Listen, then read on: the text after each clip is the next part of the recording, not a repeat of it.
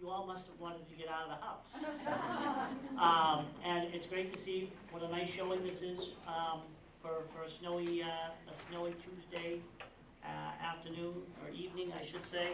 And welcome to our campus. We're just simply the host, and I'm going to hand this over to the people you came to see this evening. As I was talking with Barry Bressinger earlier this evening, I think we have a very, very large potential for a synergy.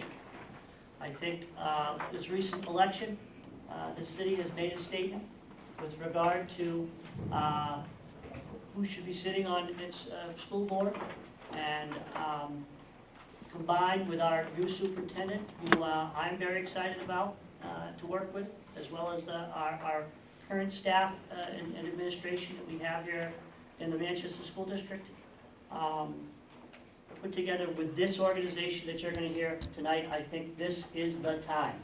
This is the time to get our public schools here in the city of Manchester to continue to move in a positive direction, and perhaps at even hopefully a little quicker pace, because that's what we need here. So without further ado, I'll hand it over to Adam from Two Revolutions, who I believe is going to, no, I'm going to hand it over to Barry, who's going to lead us off. Too many hands.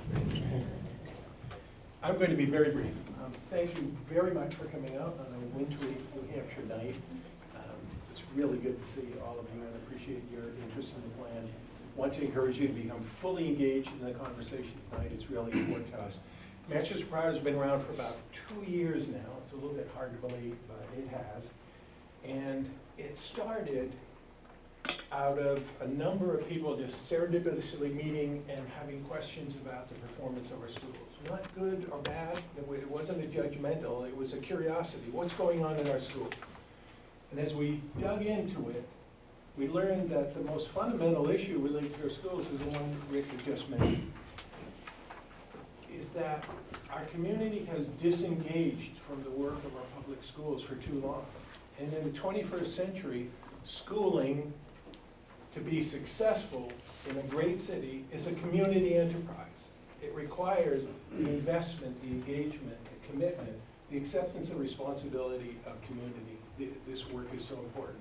Our schools matter to everyone in Manchester, certainly to our kids, but if you look at any facet of life in Manchester, that ultimately connects back to the success of our public schools. So we're passionate about this. We very much appreciate your participation and support.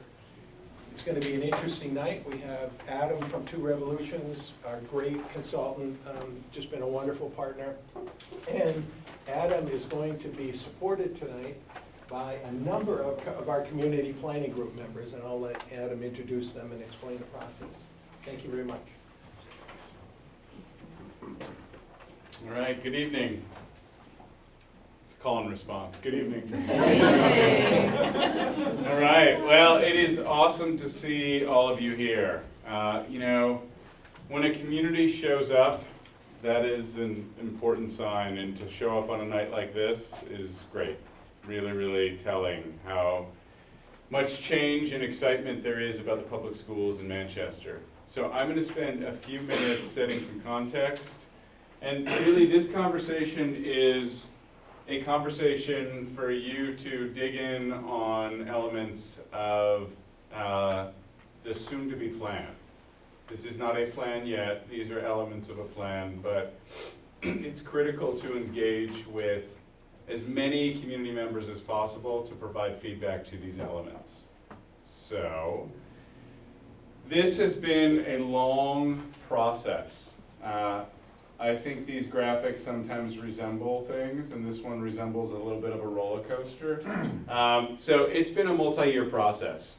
It has been a really committed group of civic leaders and business leaders and nonprofit leaders and community members who said a great city like Manchester deserves a great school district.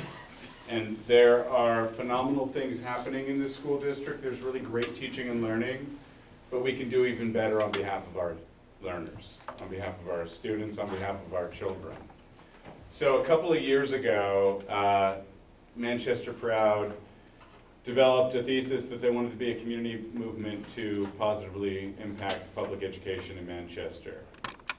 And the first order of business that isn't even on this chart is listening to the community. So through focus groups and interviews and surveys and community canvassing, thousands of Manchester residents were engaged around a couple of simple questions.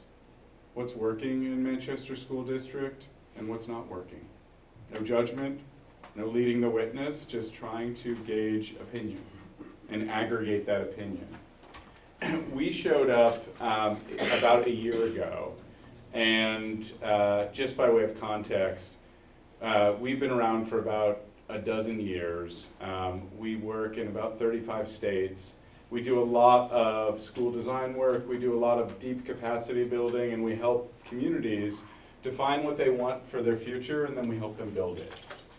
We had a lot of experience in New Hampshire, about 9 years of experience. We were really lucky enough to partner with Tom Brennan on the redesign of Manchester School of Technology 9 years ago. We partnered with Amy Allen on the rethinking and redesign of Parker Varney a few years back.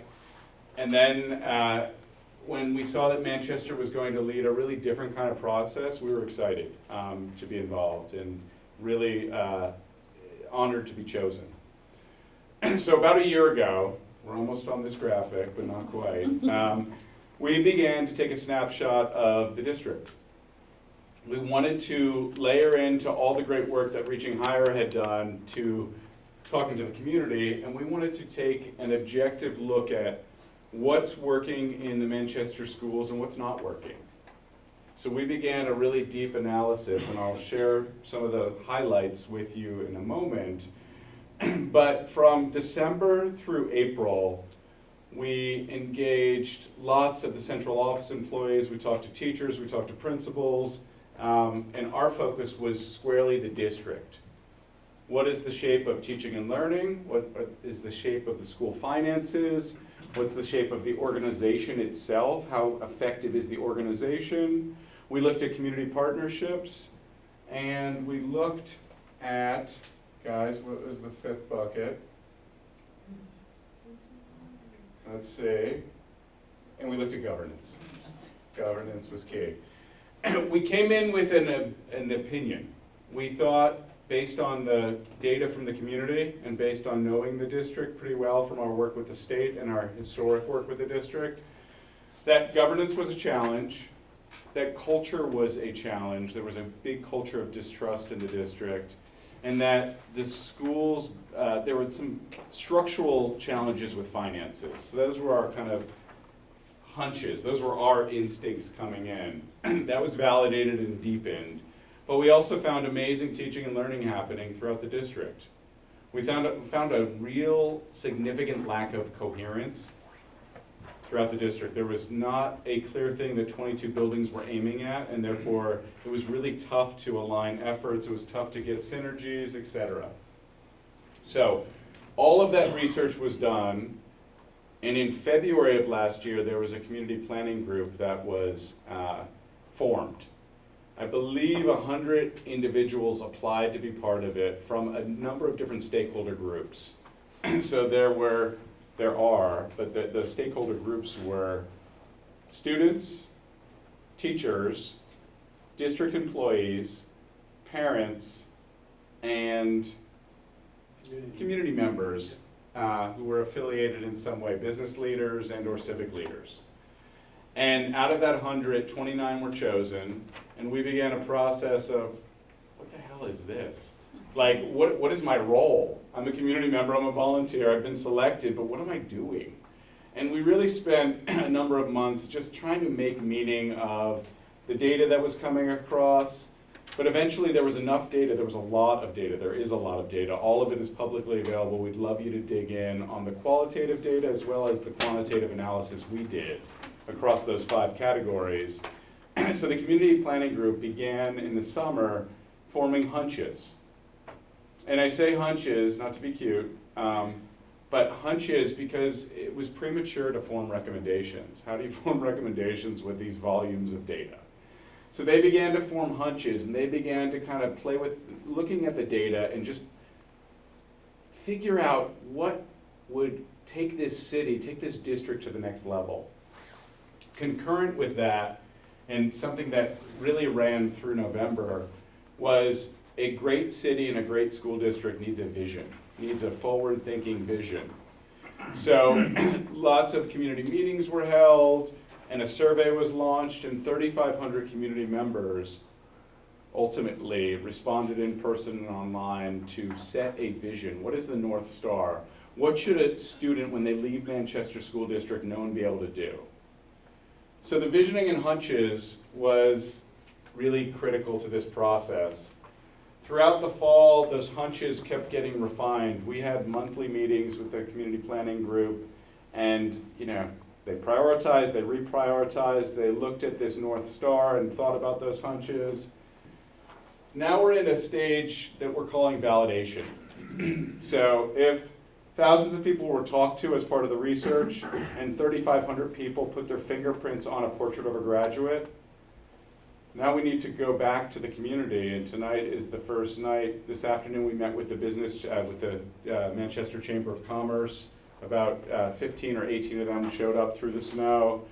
We've got this meeting and 2 more meetings like it to take elements of the emergent plan and have community planning group members present those elements, get feedback, and then they're going to sit in early January based on all the feedback, hopefully thousands, but definitely hundreds of community members' opinions to finalize the strategy that will go to the board of school committee in January, and then they will have a month to kind of digest it, and then it will go back before them at the end of February. So I apologize for the long letter. I didn't have time to write a short one. That's a lot of information, but I wanted all of you to have the context. I'm sure lots of you have had it if you've showed up on a snowy night, but that context is really important for you to understand where this started and where it is right now. And we'll share these slides, Anne-Marie, on the Manchester Proud website, just so folks don't have to scribble. This is, and you can't see part of it, but basically, what do we want learners to know and be able to do? So I would posit for all of you, because you live this, that the world is changing faster than it's ever changed. The world of work is changing. And we need schools to better prepare learners for things we don't even understand yet. I told the group at lunch today that 80% of the jobs that are expected for 2030 haven't yet been created. So how are we preparing kids with English and math and science and social studies for a world that is just changing exponentially and really rapidly? So based on 3,500 of your opinions, your neighbors' opinions, these 6 concepts really form the bedrock for this plan. Communication and collaboration, critical thinking and problem solving, a growth mindset, resilience and adaptability, STEM and technology skills, work and life ready basics, and an equity mindset, cultural competency, and empathy. That's a tall order. We do this work in lots of places. Lots of people have a nice poster like this. Lots of states. I was in South Carolina last week, Missouri the week before.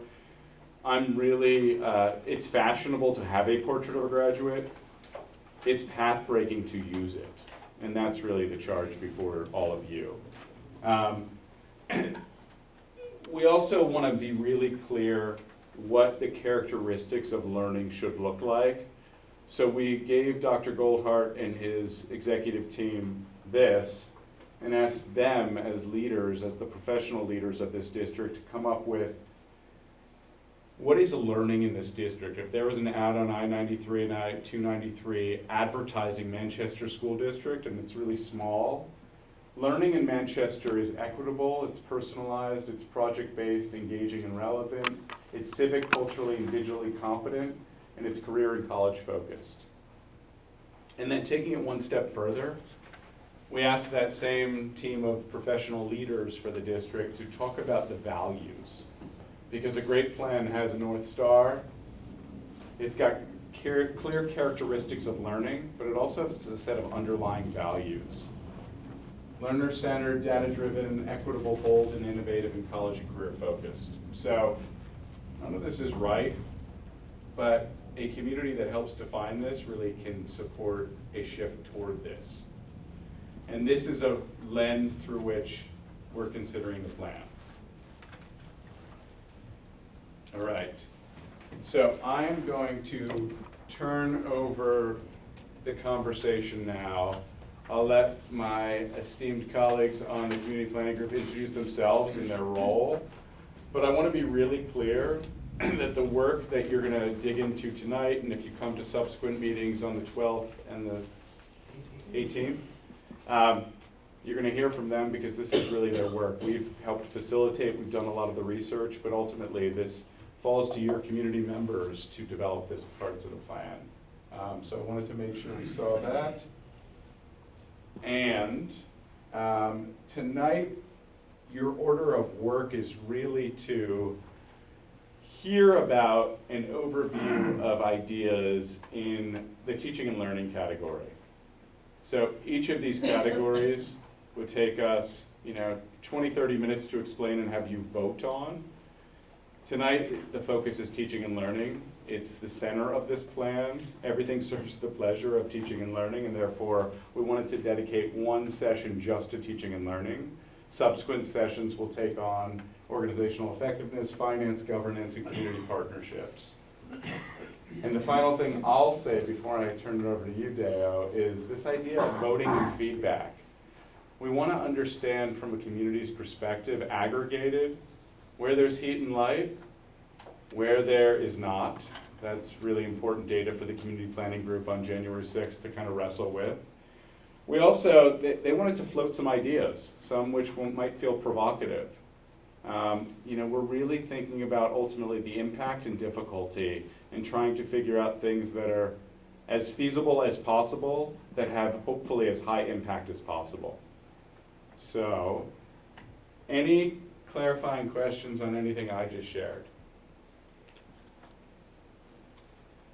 Please. Adam, Manchester Proud was originally charged with coming up with a strategic plan. Yes. This sounds like something that's not a strategic plan. Sounds like a complete vision. Yeah, it's a great point. It's a great question. Define strategic plan versus what you're doing here. Yeah, so it's a great clarifying question. Thank you for it. When we do this work with states and districts all over the country, we have found that absent a vision, it's impossible to develop a plan. So the vision really kind of helps set the table for a plan that is aspirational, feasible, forward-thinking.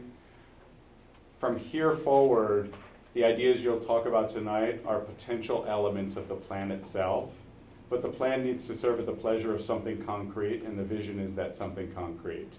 So we saw a need to establish a community-driven vision as the way to kind of be a lens for what you say yes to in the plan and for what you say no to. Thank you. I just want to jump into and add to that, Adam, because I think it is a really important point. Manchester Proud wasn't charged to do anything, just to be clear. We went to the school board with a proposition. We went to the school board and said, we will privately raise the funds to create a plan, and we were intentionally cautious about using the word strategic plan for the future of our schools, and we meant that in a broad context. And one of the conditions, in fact, the single most important condition, was that it be a community-driven plan. That we made that clear from day one, that we weren't trying to predict the outcome of what the plan might be in any way. We wanted it to authentically be driven by the people of Manchester, and with the intent being that the outcome of that process would not only be the creation of a plan, but would be the creation of some investment in our schools by the community. That personal sense of ownership of the plan in the schools is really important. So I think I really much appreciate your question. I remember that first presentation. I came away thinking you were going to develop a strategic plan. It is a strategic plan, but it's more. Yeah. It really is ultimately a community's vision and plan for what we want our schools to be. Thank you for that clarification. Any other questions? All right, does everyone have a device? I figured in 2020 that would be a safe assumption, but if it's not, Very privileged assumption. what's that? It's a very privileged assumption. It is a privileged assumption, which is why we didn't want to make that assumption, so we have a backup, which is for folks who don't have a device or don't want to use a device, you just raise your hand once we finish chatting about the ideas, because we're going to want you to vote, and you can do it online, or you can do it in pen and paper. And we have some copies here Copies of. of the survey that they'll vote on. Oh, okay, So if you want that as well. great. Excellent. I like So papers. there are 3 ways apparently that you can express your opinion. One is online, so there's a tinyurl.com/TL ideas, and that's an efficient way for us to get the data. Another way is paper, so Anne Marie will pass that out. And a third way is you'll take a number of stickies. The final thing I will share before I stop speaking is there's 17 of these ideas, correct? So the CPG decided that you get divided by 2 and you round down if it's not even. So we're artificially forcing you to choose half of these ideas, or half minus 1 in this case, because we're trying to understand from the community's perspective. In lots of these conversations, people are like, all those ideas are great. That's not helping us kind of see where the heat is, okay? So if after the final CPG member presents the ideas briefly, if you would like some of these, you just raise your hand and we'll bring them around. And then you'll just vote up here. All right, Deo. Awesome. Maybe we just start with name and kind of the hat you're wearing. Actually, Yep. Literally. Adam, hold on, just, the paper isn't updated, the voting paper isn't updated, so they Okay. really should do it on So there. we should Okay. actually, it's not updated. With the slight With the slight shifts, yeah. changes, Yeah. Sorry about that. Okay, so we've got 2 modalities, not 3. One is these on this, and the second is online. Okay, now Deo, thank you. Cool, awesome, thank you, Adam. My name is Deo. I live in Manchester. I'm involved a lot with different things in the community, but one thing that I'm super involved with is an organization called Bring It. It's an evening program out of Hillside Middle School. It's been around for the last 13 years. We serve 4th grade all the way up to 12th grade. We do indoor soccer, dance, homework, career exploration program. About a year ago, I met with Barry, and he told me a little bit about what they're planning to do. And I've been living in Manchester for the last 19 years, and I went through the school district and went to college and graduated, worked for different companies around here. Felt that it's really important to get involved with anything that's being put together in order to improve our school district. So I've been involved with the CPG group for the last almost a year now, and the categories of what we're focusing on today is teaching and learning. And what we've done is every time there's one of these discussions that's put in place, we add our list so it gets longer and longer. So tonight what we've decided to do, we've broken it down into different categories. So the category that I'm going to be explaining is under transform and support professional learning. So this is for our teachers in our school district. So the first one is adopt a restorative justice approach to student discipline.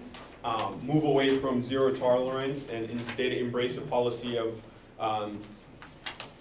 mediation and discuss-based approach. The second one under that category is implement a culturally responsive training for all staff. And the other side of it is also looking at different modality of training. So it could be online, it doesn't have to be in person, and creating a space where teachers can congregate and discuss it over with one another. The third one is transform professional learning. Ensure that all professional learning, while it's educated driven, but it's also clear and aligns with district vision and core goals. So making sure that you're not just doing professional learning just for the sake of professional learning, making sure that it aligns with the district's goal. implement with consistency the district's aspiration plan for professional learning in alignment with the district supervision and evaluation model. Build an additional PD day to teachers. So this is a recommendation, potentially. One of the other recommendation under that is maybe starting school late, 1 day a week, so teachers can come in early and have that PD time.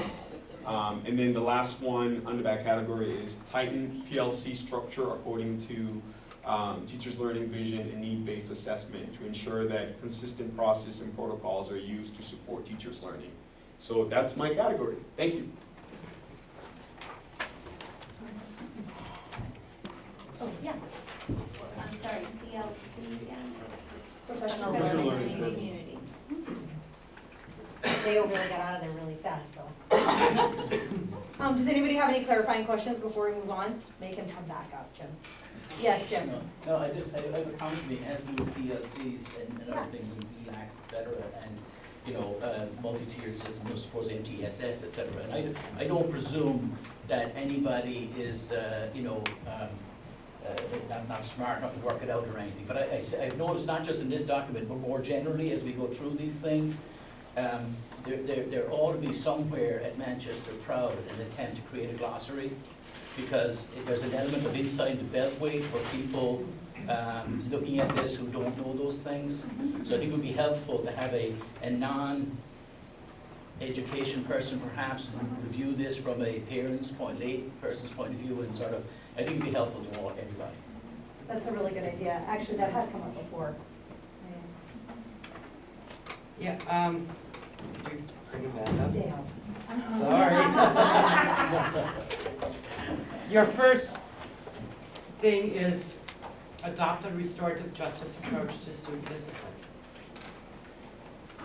What you're going to hear from me is really, because I don't need another Parkland shooter here in Manchester.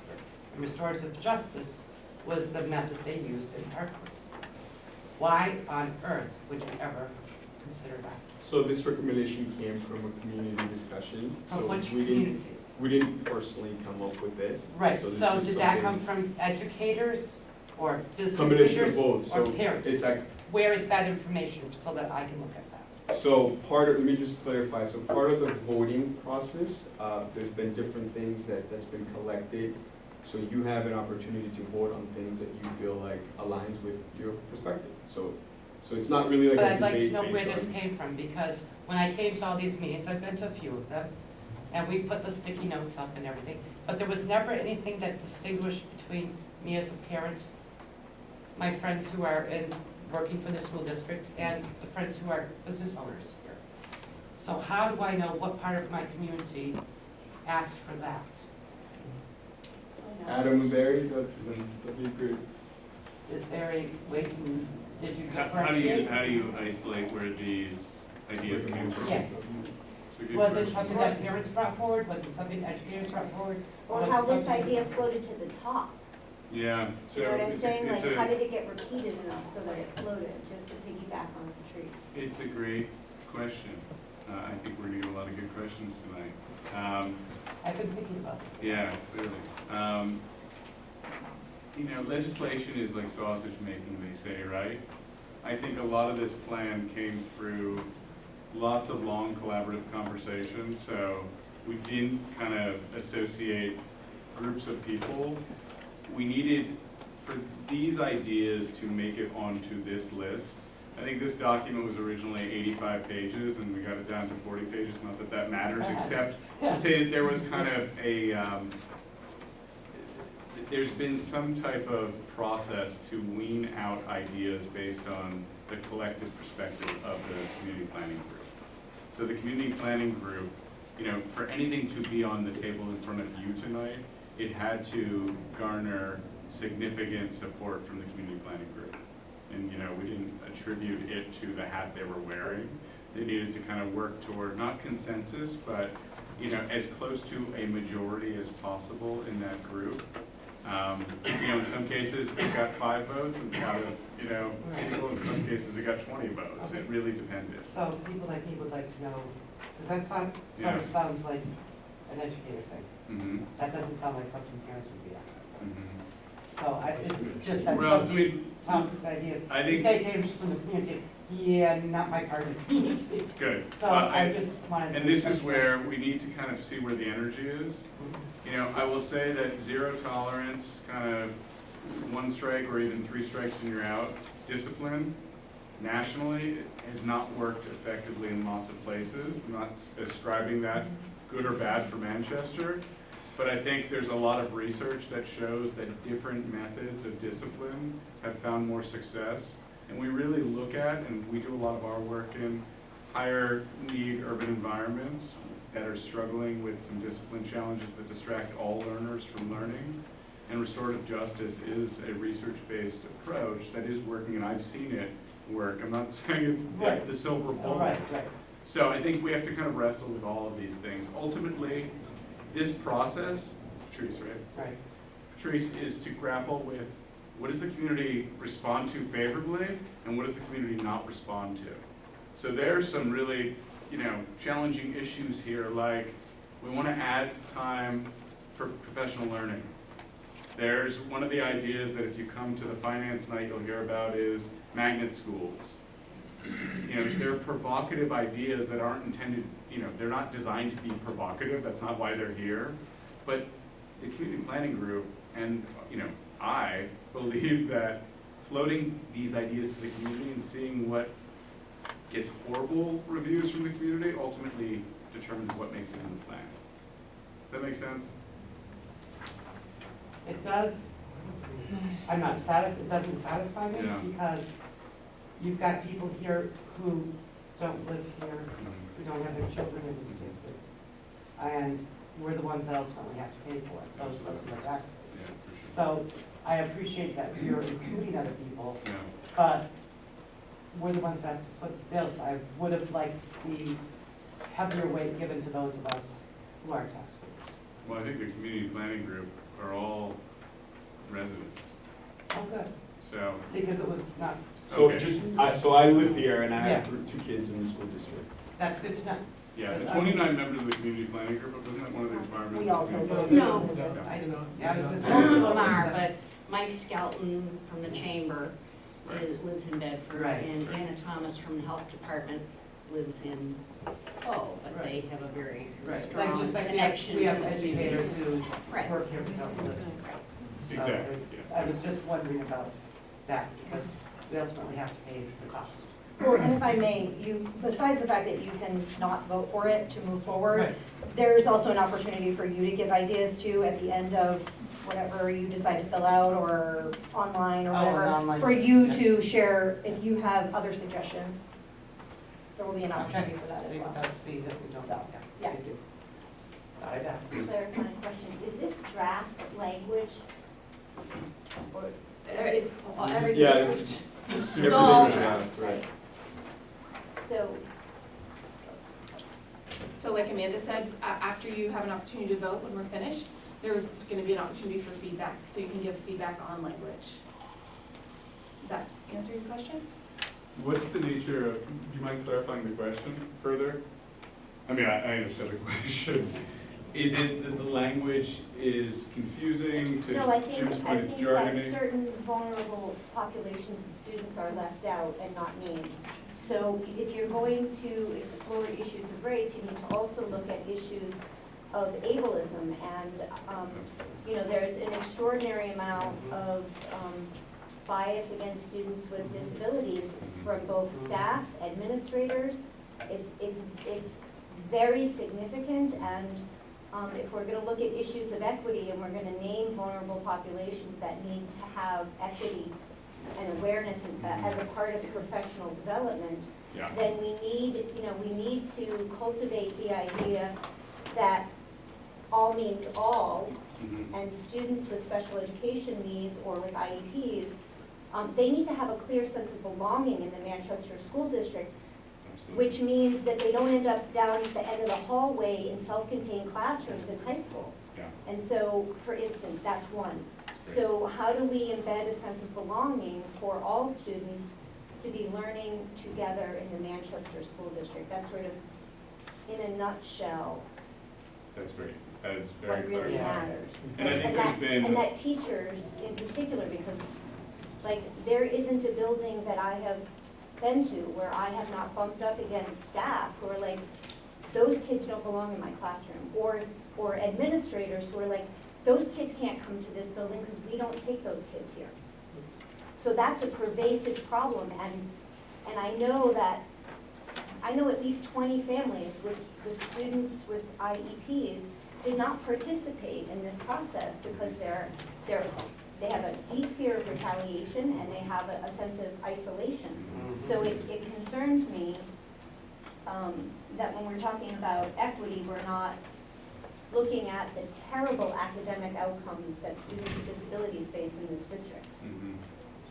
Thank you for that. I think this plan is trying hard to take a DEI approach, which is diversity, equity, and inclusion. I think there's a part of the plan that is trying to deal specifically with equity at a systemic level. I think there are a lot of positive early efforts underway, but they're not coordinated as effectively as they need to be. There needs to be a 5-year plan for a culture of Equity and belonging, inclusion, right? absolutely. The other thing I'll say is that special ed, you'll see special ed on here. Special ed is also in the finance piece as well, so there's kind of, and the special ed leadership in the district has been really core to some of the stumbling blocks they've had systemically to moving toward a more equitable system for special ed. So they're, again, districts are complex. This is a lot of ideas, but I think the ableism comment, and I think all of that, obviously, this needs to be a plan for 14,000 kids, not for certain kids. And I think the community planning group feels really strongly about that. Anything else? Okay, great. Well, my name's Amanda Egan. I'm a math teacher at MST. And I'm Kayla Branch. Our family moved to Manchester about 5 years ago. My husband grew up here and went through the school system. And we have a 3rd grader in the Manchester school, and we have a 1st grader. And I'm also a Title I reading supervisor in the district. And I grew up here, and I have taught in other districts, but now I'm a teacher here for the last 6 years.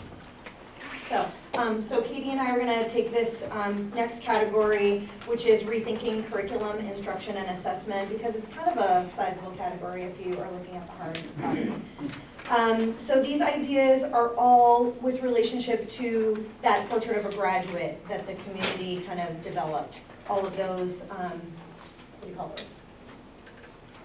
Core ideas. Great. So keeping that in mind, the first idea is to authentically embed work-study practices into the curriculum. And so this would include expanding work-study practices into all levels of the Manchester School District curriculum and training the teachers how to teach essential skills and dispositions in ways they can integrate with the core content. So a lot of schools are working with project-based learning right now, and that would be one way to incorporate those types of skills. The next one would be dismantling leveling. I believe it starts in the high school. Do they do it in middle school too? Okay. Leveling, I think, starts in the middle schools. I could be wrong on that, but at least it's happening in the high schools. And one of the ideas that came up would be changing that policy so that leveling across the district would provide educators with, and also providing educators with the supports that they need so that all students would be in an unleveled classroom. So this means that students would not necessarily be trapped in a level 1 class in high school. They would be able to maybe move forward, move beyond, and have access to the same classes that every other student has access to. That is one of the things that we talk about to address the inequities, and we feel like that would be a really important idea to remove the barriers or perceived barriers that students face that hold them back from growing. The next idea would be ensuring high-quality district-wide competency frameworks. So again, this is creating that cohesive competency framework for the portrait of a graduate. It also will, and since there are some competencies that are already working right now. It really just means refining them and maybe making it more cohesive for the entire district. Do you have anything else you want to say about that? And again, that goes to refining the learning progressions that students need in order to move on when the student is ready. And I think that that's a really important distinction. We, currently do it on our time, not on the student's time. And of course, upon completion of all of that, we would need to align all of our instruction and assessment strategies to those competencies. And of course, that will require a lot of professional development for our staff as well. The next one is flexible use of instructional time. And I think some of this work has already started in the district. So the first mention here is just rethinking about how and when students learn. So making it a little bit more flexible for them. A lot of our students in this district have to work to support their families.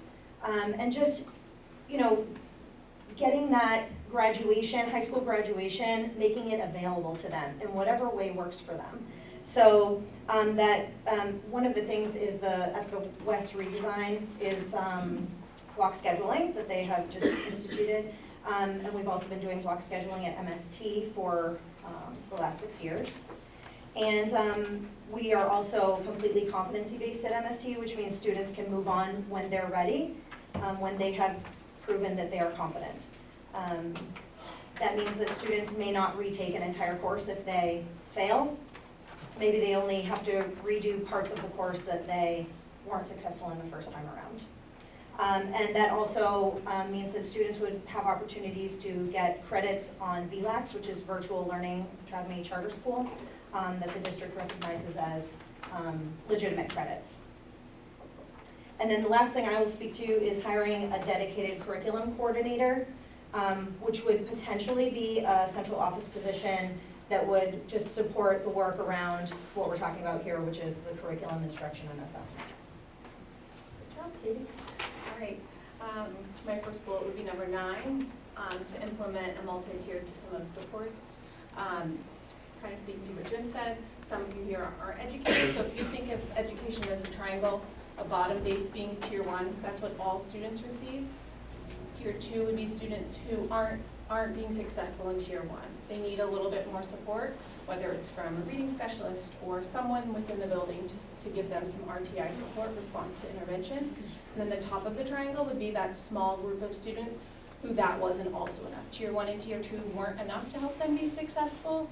And granted, in tier 2, there's lots of different avenues for supports. It's not let's try one thing, see if it works, and then all of a sudden, no, they're not successful, sorry, you're moving on to tier 3. We want to work to support the school district in making sure that that's consistent everywhere. Right now, it's just inconsistent, and it really needs to be consistent across the district. And that kind of couples with what Adam mentioned about special education and finance. So we want to tighten that triangle for every student in the school district. We want to keep a clear focus pre-K to 3. If you can leave 3rd grade as a successful reader, that's going to support you immensely as you continue through education. Redefining the grading philosophy statement speaks to a little bit more of what Amanda was talking about in number 6. If we are looking at some competency frameworks, our grading philosophy is going to have to be adjusted.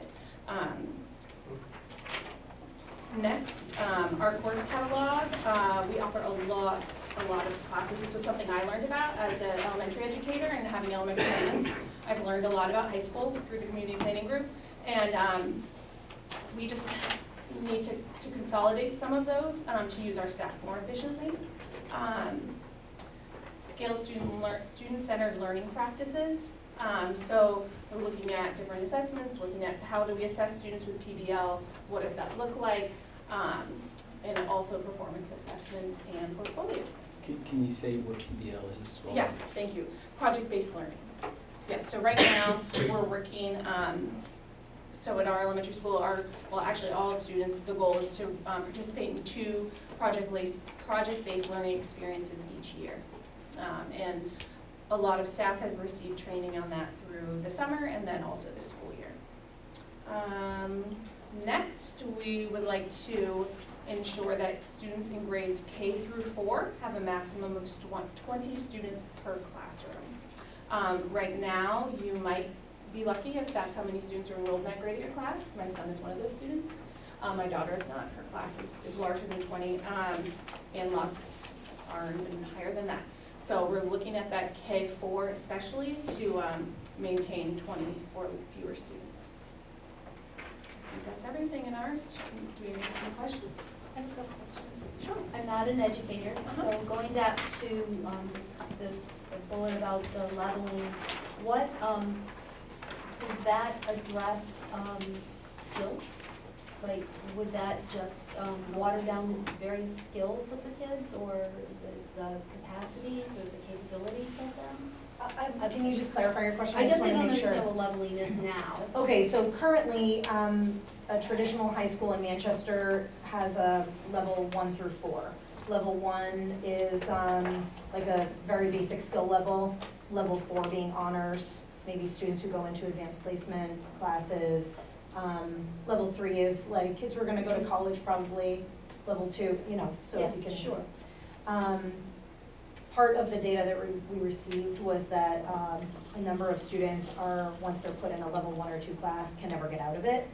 I see. They're not receiving the same, I don't wanna say attention, but they're not getting the same expectations, the same motivation that the kids who are on the higher levels are receiving. At MST, we actually de-leveled all of our courses already, so I have students from all levels in one classroom. And how does that affect learning? Well, the idea is that the learning should be individualized anyways, so it really doesn't. I mean, the idea is that I'm working with each kid individually, so I should be able to. That's why, you know, the other thing was keeping the class sizes down. If we were going to do that, keeping class sizes to a minimum would, of course, support that. Yeah. Then my second question is, when you were talking about the project-based learning, could you give an example of something currently that's in place that represents Sure. project-based Yeah, learning? absolutely. So I have a new teacher in our building, a 5th grade teacher. She went to training with me this summer. We were part of the same group, and I'm also the PBL coach. So she came to me with this idea of a book that she had read, and I'm not going to, as a reading supervisor, I should have the title right, but it's about extreme places to live in the world. So the hottest places, the coldest places, basically places you wouldn't be able to survive. And her students were tasked with researching a place of their choice. They were tasked with developing some sort of structure to live in, and how were they going to receive things they needed to survive. So that's kind of a broad idea. The goal is to give your students a driving question. So hers was, I believe, something to the effect of how do people survive in extreme weather situations, something to that effect. And so that was her driving question, and they studied it, and her launching project was the book. My son's class, they're studying empathy right now. So they're studying how can we help our school become more empathetic. So it's really a driving question that your students would have interest in, and a lot of the work is given to them, and you're the facilitator. Does that answer your question? Yeah. And I think there will be different presentations of learning around the city with PBL, so hopefully the school should put that out and people can come see. Did you have another I was question? just going to add that there's a framework called Universal Design for Learning that is sort of the antithesis of leveling classes, where you would, at a very basic level, have a science, a biology classroom where you might have 4 to 6 learning stations, and students who wanted to get into depth and breadth would have opportunities to get their type of learning, and they're sort of what we would think of in the old way as level 4, that there would be opportunities embedded in a classroom that had universal design for learning, so that everybody got core content, but those students who were what we consider high achievement students, as well as students who might have been in a self-contained classroom, can all be learning together at different stages. That's a great explanation. So one thing I'm curious about is there's a lot of content in here with respect to being consistent across the district. And on the other hand, you know, to take Amy Allen as an example of a Parker Varney, she started something new that would be considered mildly innovative. And how do we find a balance as a district between sort of an authoritarian, dictatorial, top-down way to instruct versus making sure that the innovative teachers, the innovative learning that can happen still flourishes and perhaps becomes a seed that germinates. And so I don't know if it's a question that can be answered in this context, but when I read this, that's what I worry about. Because a lot of the great stuff either comes out of academia who have been studying these things, or you know, just comes from somebody tries something and it works and it's really interesting. Yeah. So that's what I worry about when I read that over and over again. So. I think one thing Adam has said, if we have a vision, if that innovative idea aligns with our vision, then yes. Yes. I mean, if it doesn't align with the vision, then we would have to think about it. But if our vision is clear enough that we want students, I can't remember everything it said because it's the first time I've seen it, but if it aligns with that portrait of the graduate, then I would hope that teachers would have that flexibility, because I can tell you what it feels like for someone to stand over you and tell you everything to do, and it's, as a teacher, it's not a good thing. Right, right. Well, as an unemployable entrepreneur, I know of the same issue. And sort of follow on for that is, I want to circle back to there's a comment on vision. So is my understanding then that that slide that showed the graduate, portrait of the graduate, is that effectively our vision? That's an Is that really our vision abstract? I think so. So in order for us to be successful to sell this plan, I think that that feels like as a vision statement, because most vision statements are typically very pithy, you know, haiku-like, and that is not a haiku. Yeah, not yet. But it will your be, point's the probably. right one. And I liked your other rhetorical question around top-down versus bottom-up. You know, I think as an outsider with 4 children in a public school district, like districts that don't have, there was such a lack of alignment and such incoherence on the ground here that it was confusing and confounding. And there were 22 CEOs, but there was an inefficiency in having 22 CEOs, the principals of the buildings. So I think there's a happy medium to set a bold vision, support educators, and then this idea of a culture of innovation. How do you empower leaders and teacher leaders with the skills and knowledge to riff off of it and be effective, but all marching in the same similar direction? So I think that's a challenge. And you know, it's gone so far in one direction that if we can, you know, clarify that vision and give people freedom and support to innovate, I think that's one of the challenges. Am I permitted another question? I think you're allowed 4, so you back to sort of this leveling issue. So I've seen it firsthand, sort of how it works.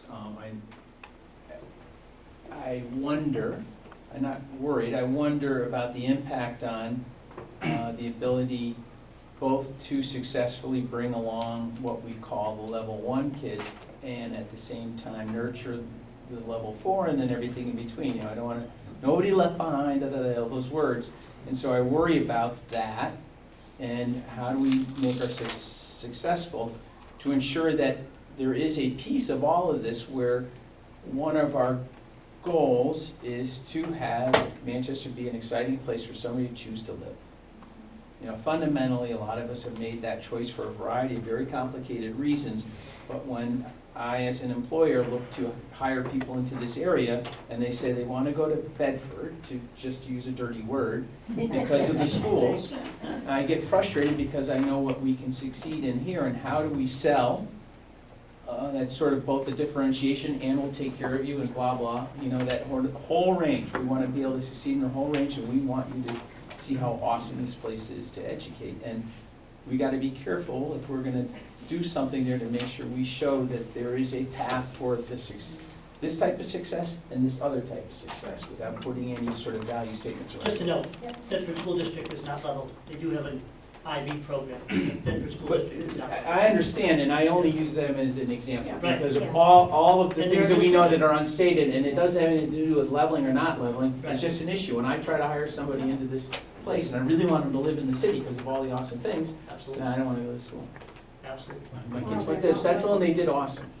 And I would also say that in the real world, which isn't covered, a level 1 kid has to work with a level 4 kid. And that, because we're all, you know what I mean? Well, At the same token, we need to do a better job doing exactly what you just said, which is bringing that level 1 kid along and enriching the experience for that level 4 kid. Well, in the great irony and in the honor of full disclosure, my wife is a Montessori teacher. Right, so if you know what the Montessori Yeah. principle is, they're not in the leveling, they're in the mixed classrooms and blah, blah, blah, and I love to hear it every day. So how do we succeed in this? And to throw in a research footnote, there's a lot of inconclusive research in the education space, as we all know. There's actually really conclusive research that unleveling, de-leveling raises all boats. Level 4 kids do better and level 1 kids do better. It's counterintuitive, and I'm fighting this battle down the road in Exeter, which is a heavily leveled system where the leadership and lots of community folks want to de-level, and it's anathema. Like putting that research on the table and having conversations with families that all kids will be better by virtue of this. And it's starting to happen here. It's not a new conversation. I think this plan would just prioritize it. So don't get my statements wrong that I don't agree with that notion. I see the research every day at the dinner table when my wife describes what happened in her classroom. Yeah. And so what I worry about isn't that we take it away, is that we are find a way to both successfully implement it and to successfully promote it Sure. from the outside in, so that employers like me can go. And I think part of that is making sure that educators are trained to deal with that. But I think you're right on like kind of the marketing aspect of it. I mean, we need to get the word out that you don't need to go to Bedford, you don't need to go to wherever. We have what you need here. Yeah. I agree. Well, this plan should hopefully overcome an image problem that the city has. Well, we you still know, want them to. just hold Yeah. for just a little too long, I don't see anything in here that says, how do we market this? How do we sell this to ourselves? How do we sell it to people who want to move here? How do we sell it to businesses? How do we sell it to Oracle and say stay? You know, Yeah. there's nothing on here that says, how do we sell what we're going to be successful with? And that might be something that might be the 18th thing we don't vote on. Yeah, well, it's not in the teaching and learning Yeah. plan, but it's in the Right. other buckets. Oh, yeah. Okay. So tonight's Fair just enough. teaching and learning. All right, I yield the floor. There was a question from the gentleman. I thought it was a filibuster. Exactly. You know me. It might also be covered by the community partnerships, but how is work study defined? Work study would be students that maybe they have completed all of their necessary high school graduation requirements, but maybe they're doing an internship during Amanda, the school day. here, I think you're referring to, Yeah, in Oh. public. in this Sorry. context, so New Hampshire as a state, and lots of other states have Oh, followed suit or sorry. preceded it, have set 4 work-study practices as kind of Oh, skills and sorry. disposition. So New Hampshire's are collaboration, communication, creativity, and self-direction or problem solving. So that those are basically, we don't measure those in public education anywhere, and yet they're the correlates for all of us who are entrepreneurs who hire people and for what the business community is looking for. But why are schools not doing it? Because we don't measure it, so it's trying to integrate those into core content. That's really the thrust of that. That's a really good point, that we really should clarify that, and what that is, Yes. because all schools call that something else. Totally. They're also called 21st century skills, or cross-curricular competencies, or things that can be, integrated into all of the core content. Sorry. So less explicitly like partnerships or internships or technical training. Right, I guess that's what I thought you were asking me about. Well, that's what, First. I mean, it's not super clear. So I guess that would be considered an extended learning opportunity. So I think that's some other acronym that's in here for you later, which would be an ELO. So does that fit, like that experiential learning piece fit in the project base, or is that a whole separate bucket? It could, but I think actually Liz is gonna talk about that in a moment. Okay. Anyway, so it is in this bucket. It's definitely in this bucket, number one, this big bucket of teaching and learning. The 3,500 folks who responded also got to share their opinions, and overwhelmingly, work-based learning, applied learning, whatever folks called it, they called it different things. But, you know, I think the value of project-based learning is, instead of a teacher, you know, and you sit and get as a student, it puts the ball in your court and really tries to integrate some of those skills with core content in a new and different way that feels relevant for kids. Yeah. I'm not questioning the value of it, I'm questioning how it is executed. Yeah, well, absolutely. Saying that you have 2 projects a year is not the objective. You know, I think the system has made a huge leap by prioritizing that, but that doesn't speak to quality, and that doesn't speak to efficacy for the work, so.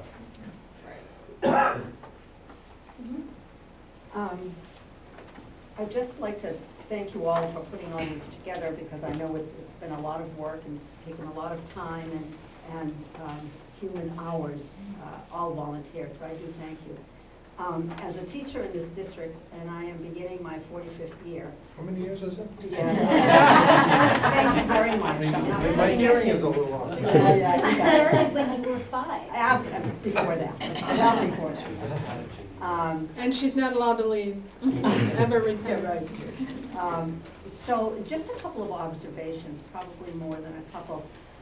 First of all, because I've been here that long, I've seen lots of different initiatives, and quite frankly, a lot of the things that are mentioned here, we have been through.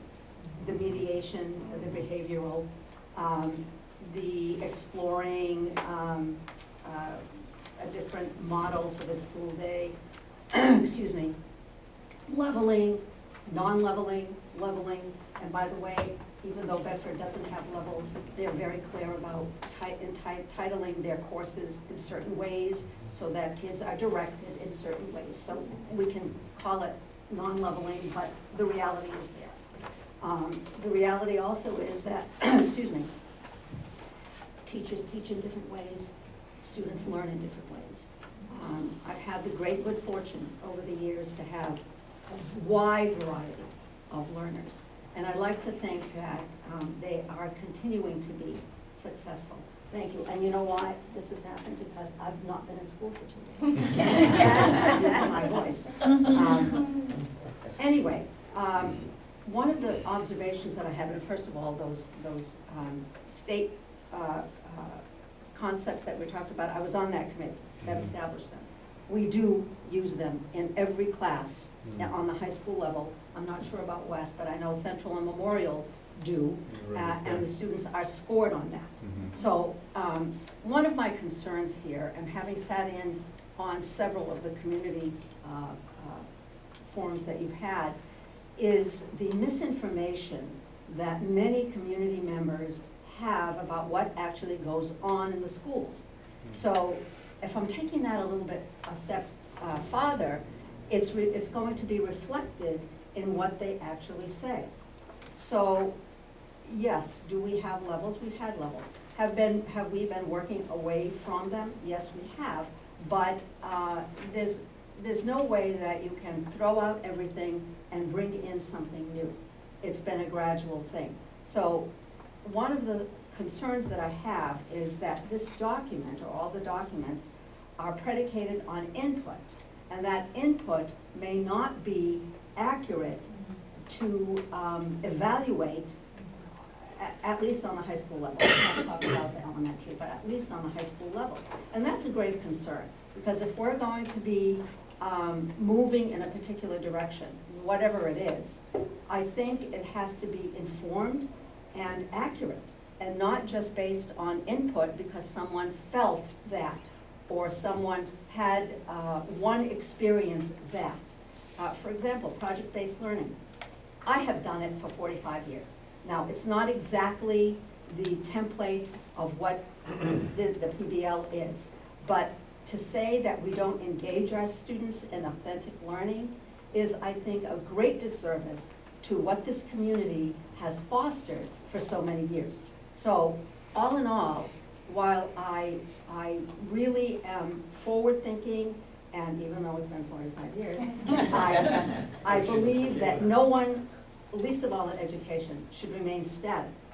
I would just caution us that we take this as being the absolute best input from our community and then move forward with it.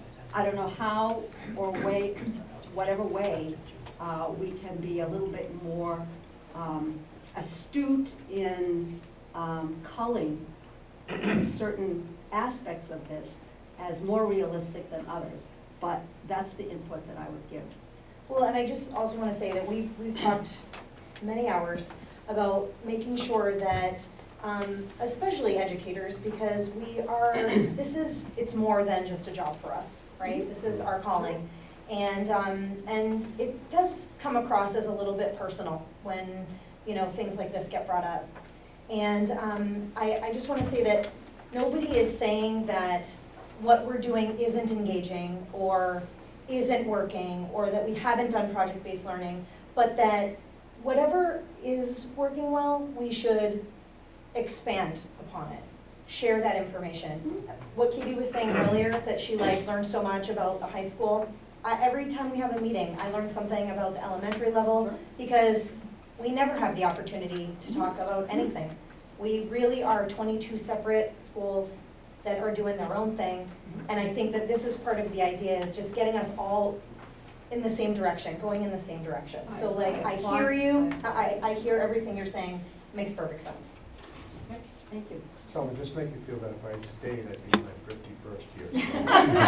So there. He's even older than you. We know that. Yes. She knows that. I wanted to piggyback on what the entrepreneur over there was talking about, the first gentleman was talking about. When people look at Manchester, as you asked with all your devices, they're going to Google real estate in Manchester. They're going to go find on realtor.com, and they're going to see our school scores. Yep. Nowhere in any of this vision or on any of this piece of paper does it say anything about increasing reading, writing, and arithmetic scores. Without that, when people look at Manchester, they see all 4 of our high schools are in the bottom 10 of the state. Bedford isn't. That's why they want to move to Bedford. What you have to address the standardized testing, that's done. And you have to address literacy and numeracy. And I don't see that here at all. You're ignoring the elephant in the room. Why would you do that? Yeah, we're not ignoring it. We've definitely talked about that. I just am not sure where that came up. Liz, is that in part of what you are Well, talking it's about? part of, it's vaguely part of the vision, but I think all paths lead to improvement of scores, Patrice. So I think you're gonna hear that when you get all the pieces together, all paths lead to the improvement of how we fare on some of the testing that we're judged by. And I would agree with you, go on to realtor.com and you see the low scores, and my school is low, although I know my teacher. All of our middle and high schools are in the bottom 10. And the teachers are doing an amazing job, a lot of amazing learning, and all 22 schools are amazing. But I think, I'm gonna talk about the vision and why the vision is so important to tie this all together and address the fact that, no, we're not gonna eliminate and one size fit all it, but that take those practices that are doing really well for our children, whether it's project-based learning, workshop model. But do you have proof that they're doing well by our test scores? Didn't we talk about that the last time we got together? Because even though it feels Test good, scores? doesn't mean it actually Well, their is good. performance in class is good. Their performance with the teachers, I know, but it doesn't translate to a standardized test in many cases. And I agree with you, that is frustrating. Right. Because in the environment, in the classroom, doing the job, they're doing well.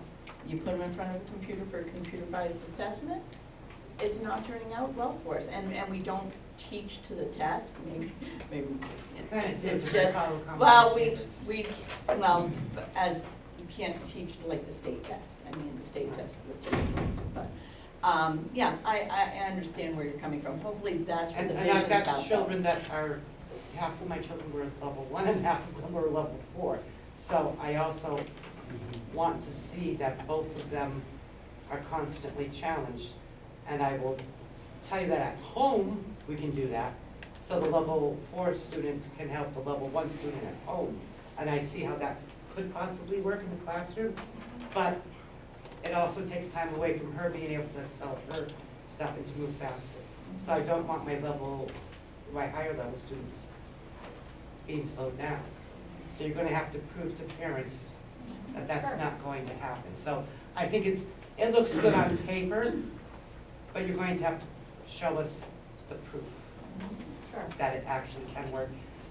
So I would say make sure you put in something in your Yeah. plan. And I think it is the elephant in the room. Right. I think what we measure is insufficient. So we went to niche.com, and we do Yeah. this all over the country, Right. to find analog districts to this district.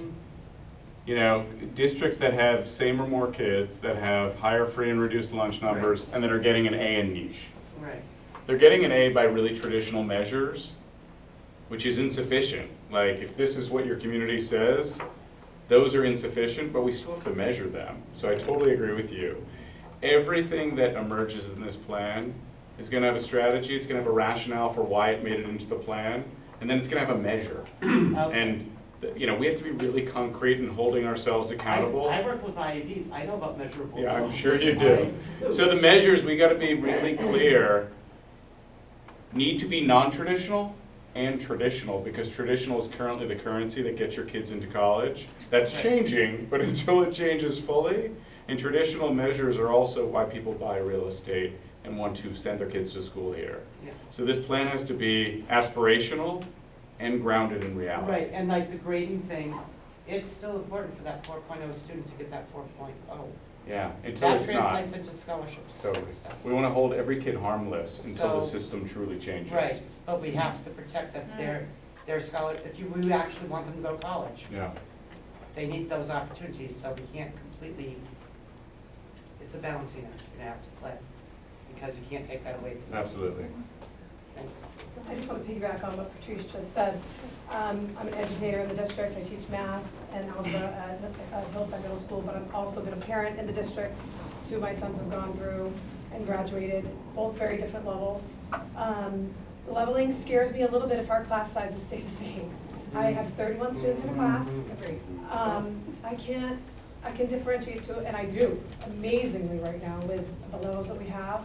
But we have a very huge gap from our low to our high level. We have to acknowledge that. And I'd be all for dismantling level if we have to worry about class sizes at the middle and high school levels too. This K through 4, 31 students in a class just are not getting what they need. You need another set of hands. And we don't have paraprofessionals in my classroom with Correct. kids that need. We spoke about this extensively at the last time we got together, because class size did not make the initial list of priorities.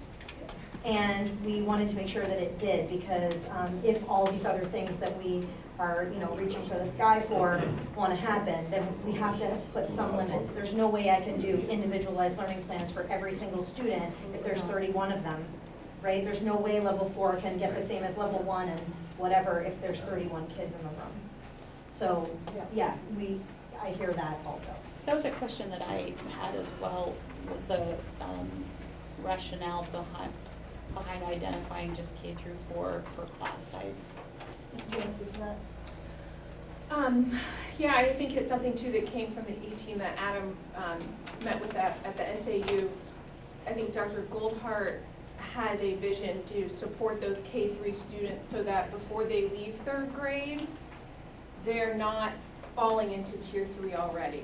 That we're catching students who just need some support in tier 2 and supporting them to be successful before they leave us to get to Hillside, which will be in 4th grade. So I believe that was part of it. It's tricky. Like, there is no good class size policy, and the other elephant in the room is you have 1,000 teachers, and when you had 16,000 kids, you had 1,000 teachers, and now you have 13,500 kids, and you still have 1,000 teachers or full staff members. that's untenable from a budget perspective. So, you know, something has to shift budgetarily for this system to not be enacting policies that are so reactive and that play out in horrible ways for humans who have jobs here. I mean, so it's complicated, obviously. I think this K3 or K4 is an attempt to say, to your point, Katie, like, we need a foundation for every learner in this district that sets them up for success. And having 31 kids in a high school class is unconscionable as well. So what policies could be put in place that address that, but are also, you know, acknowledging the fiscal state of play? And I think that's a balancing act. And I guess I would also like to point out, or I'll just say it now, that, you know, with the smaller class size, of course, those behavioral issues that we would have seen, where we would have needed, you know, zero tolerance policy and all of that, we wouldn't necessarily have to worry about that as much if the class is smaller, so. It's a system. It is a system. Yep. Yep, a very All right. complicated one. Wicked. And this is only one of the buckets, right? There's 4 other buckets, so you have to come to the other sessions that we have to talk about the other buckets. Yeah. Oh, You guys did it all, I'm done. I just think it bears worth saying that one of the rather unpleasant things that we accidentally internalize around the narrative of leveling is appropriate, like, because high achievers get what they need and low achievers, like, we inadvertently internalize very low expectations and put boxes around people. So we are actually liberating all of us when we just have a set of high expectations and that all learners will learn at their own pace and their own rate. And it's actually oppressive and marginalizing to have a leveling system. And we need a different narrative, and the narrative of when all students learn together, all students end up with higher academic and social emotional outcomes. That research is universal, it's 30 years. Inclusion works when teachers and administrators have the tools that they need to create classrooms of belonging.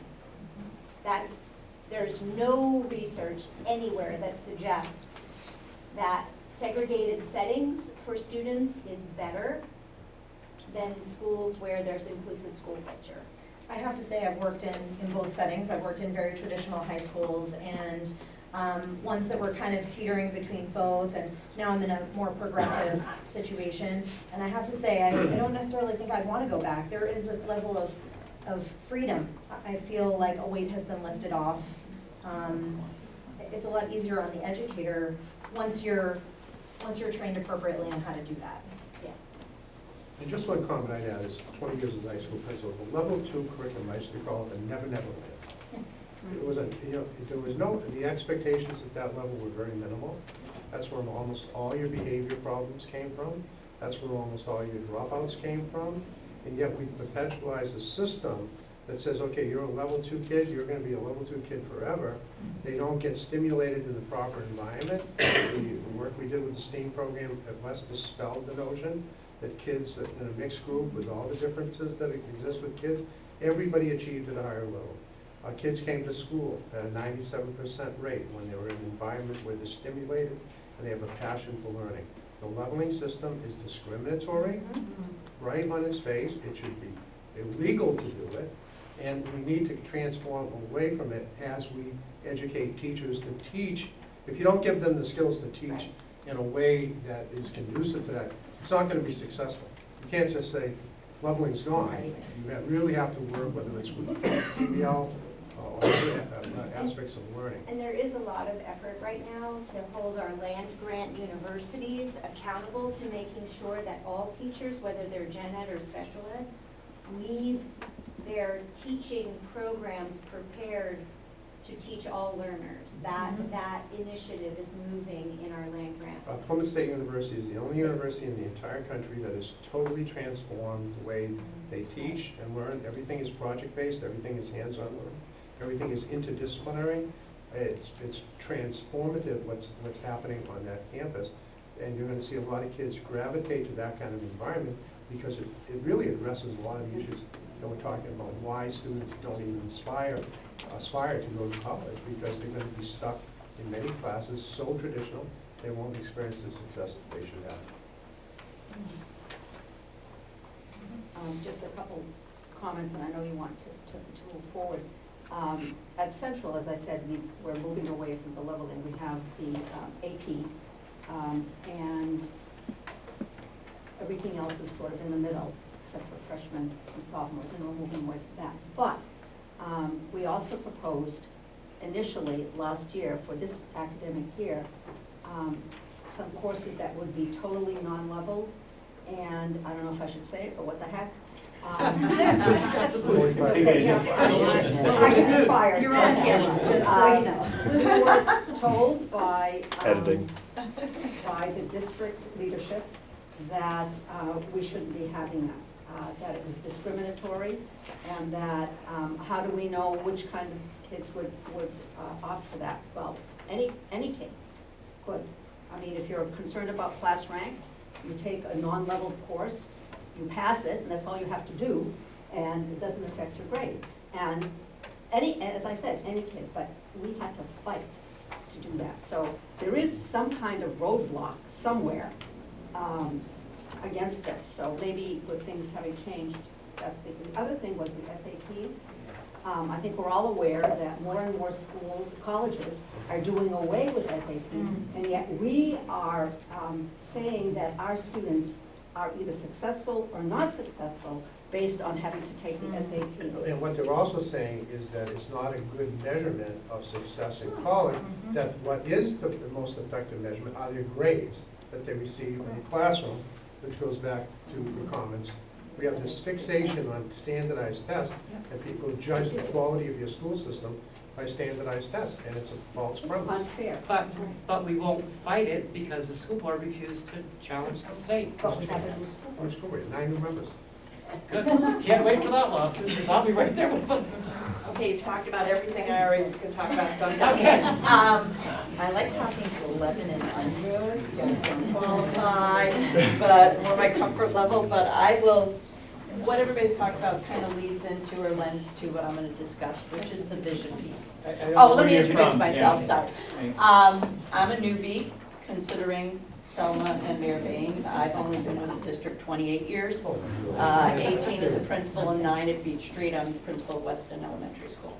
I'm also a 38-year resident, and I put 3 wonderful adults through, Selma's had a couple, through the Manchester School District. My son is actually a principal at another school in Manchester, so I get to go to principal meetings with my son.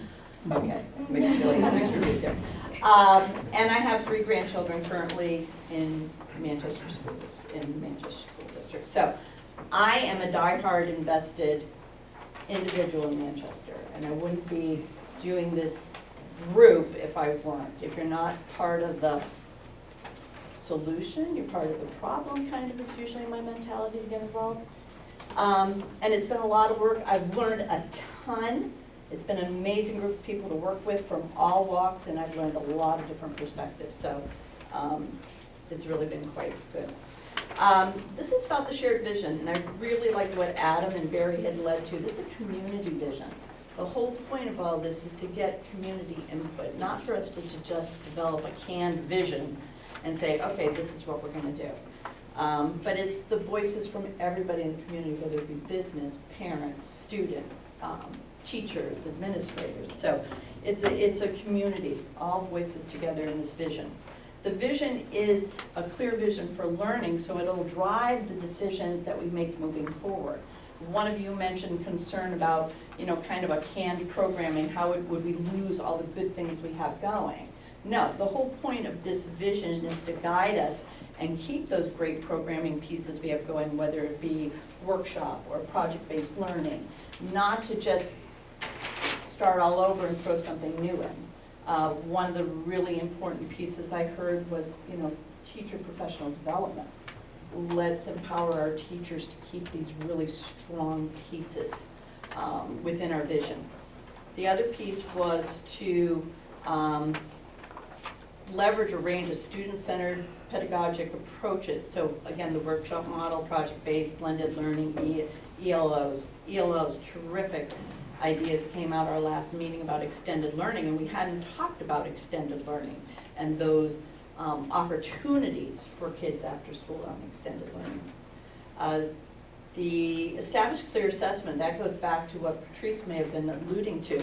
How do we assess this? You know, we're going to put this program, we have a vision, we're going to say, okay, all these things we're teaching fall under the umbrella of this vision.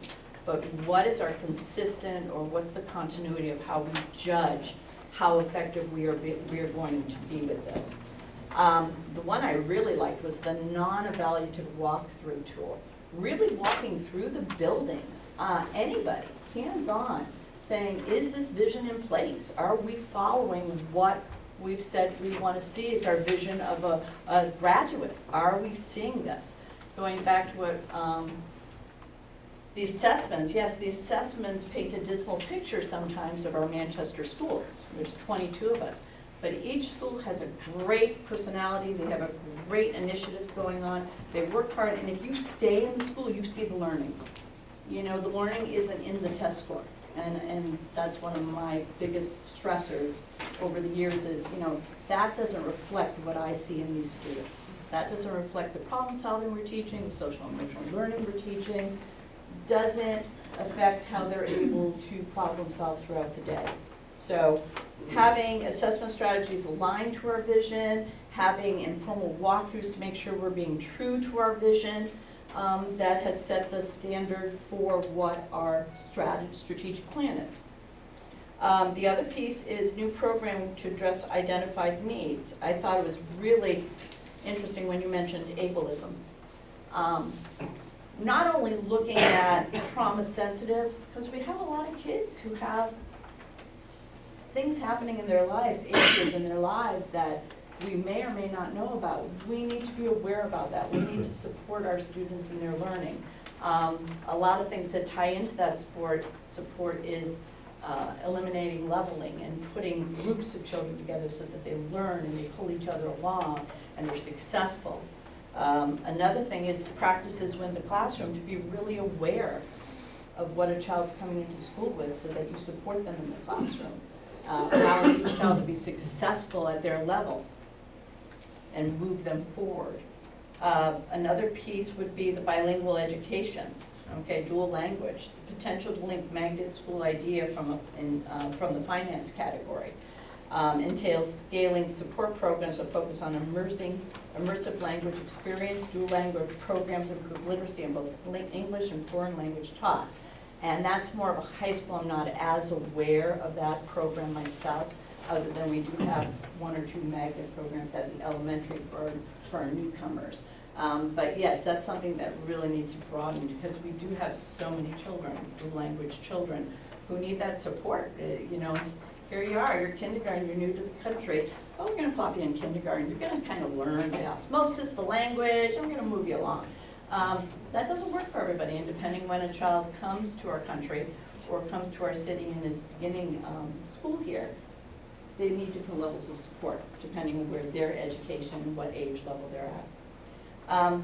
Love this one, universal pre-K and increased paid pre-K seats. I have 5 preschool classrooms in my building, and it's been 2 years now, and I have seen what a difference preschool, a child who's had a preschool experience, the ones who stay at my school for kindergarten, what a difference. Plus I love them, they're super cute. But it's amazing the difference. It's absolutely how prepared they are. And they're only doing 4 days a week, a half a day, or 3 days a week, a half a day, depending whether they're a 3 or 4-year-old. But that time and energy, showing them how to work the building, how to be a part of a community, how to be a part of a team at such a young age, has been an amazing experience. So, you know, more thought to how do we expand pre-K and better prepare our children earlier on. If you notice through all these things, everything's entwined within the vision. The vision will drive the strategic plan, and the strategic plan will be pretty clear and articulate once it's developed. But I thank you guys for all being here because your voices are super important in this. And I know we're trying to get as many voices involved as possible so that we don't miss something. And it does, you know, and then we dwindle it down to a priority. So that's it. And any questions? Universal pre-K, really? Because parents need more daycare. We don't have the rooms for it. We've got a redistricting issue, and there's no benefit to universal pre-K after 3rd grade from all the studies that I've seen. That's going to be really tough to sell. It may look good, it may feel good in kindergarten, but it is academically useless. Patrice, I'm going to send you some good studies. Adam, you should. I would love to. Yes, Listen, we're not going to debate the merits of these ideas on the floor, but I think I appreciate your perspective. It is one of the few issues that every researcher, the Federal Reserve has published study after study, and it's not the answer, but it's potentially a strategy.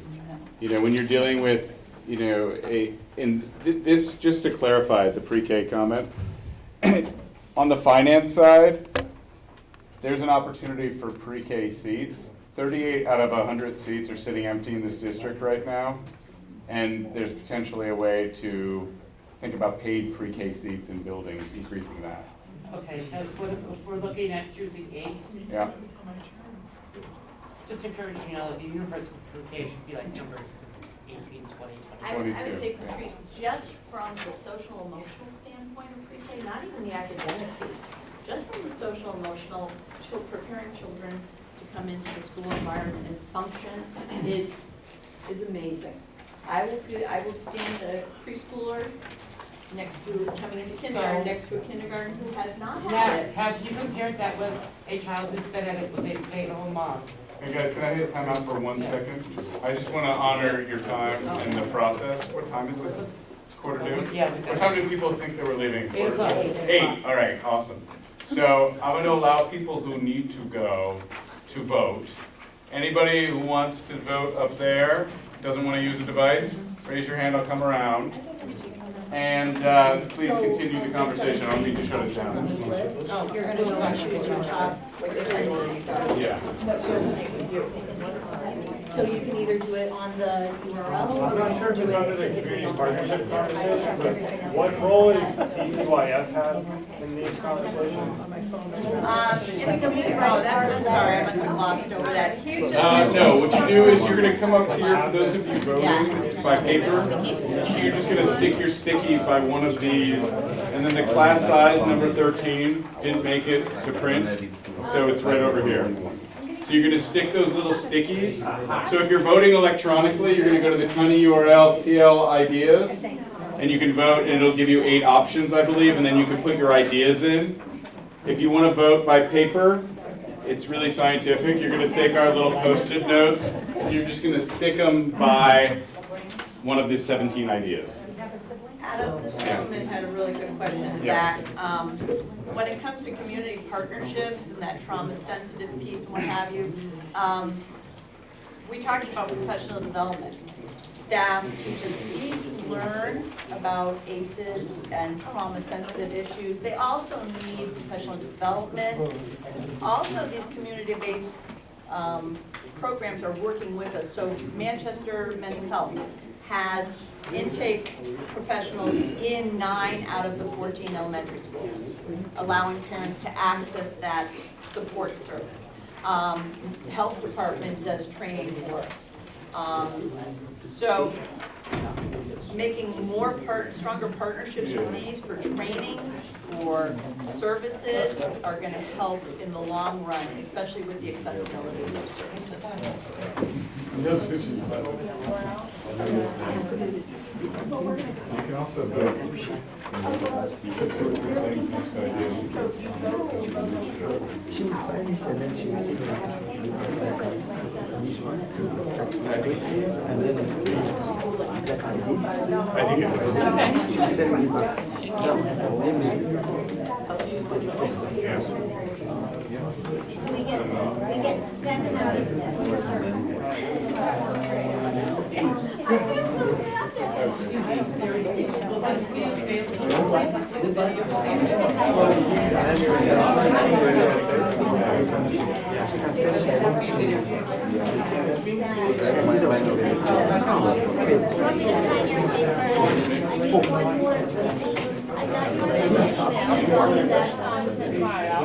Tonight was intentionally focused on teaching and learning. We have 2 more sessions.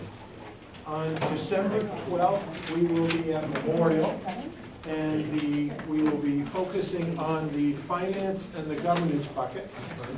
And then on December 18th, we will be in French Hall, which is the former New Hampshire Institute of Art, now it's the Institute of Art and Design at New England College on Concord Street, across the street from the City Library. Would you like a sticker? On the 18th of December, we'll focus on operational effectiveness and community partnerships. We encourage all of you to participate in all of these. Thank you. And a special thanks to our CPG members. Who did a fabulous job today. I know. Have you?